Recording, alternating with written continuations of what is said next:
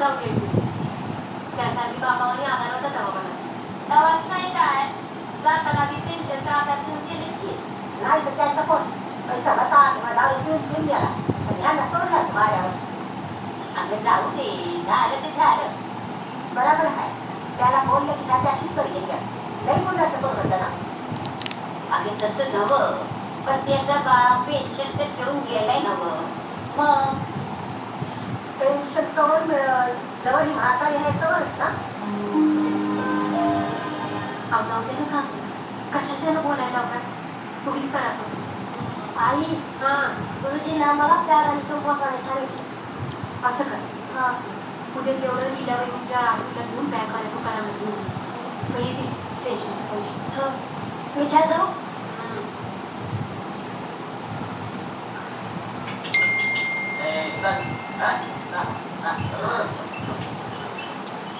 बाळू तुझ्या आजीमुळं महिन्याचं एक काम वाढलंय माझं.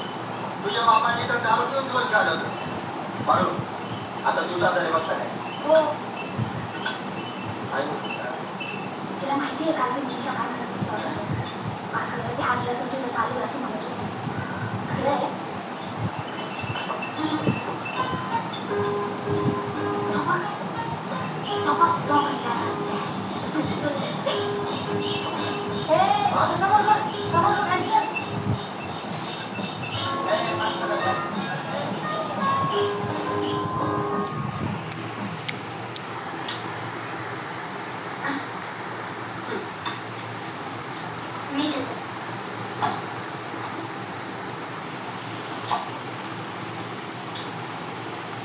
आता आजी अशी पडू नये म्हणून आमच्या घेऊन गेलेलं चालतं.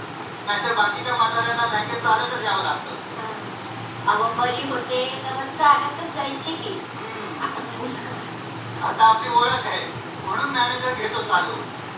आता एवढं काहीतरी झालं तरी म्हटलं का तुझा आमचा द्यावं काही चहा पाणी. आपण उद्या जेव्हा कवायचा तेव्हा करते की मी चहा घेऊ का परत? हो तसा चहा नाही.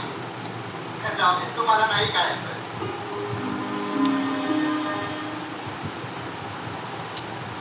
बसा तू आलो.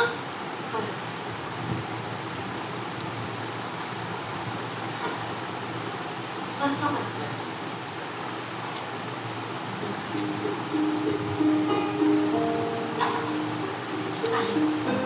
झालं? हे पासबुक आणि हे पैसे.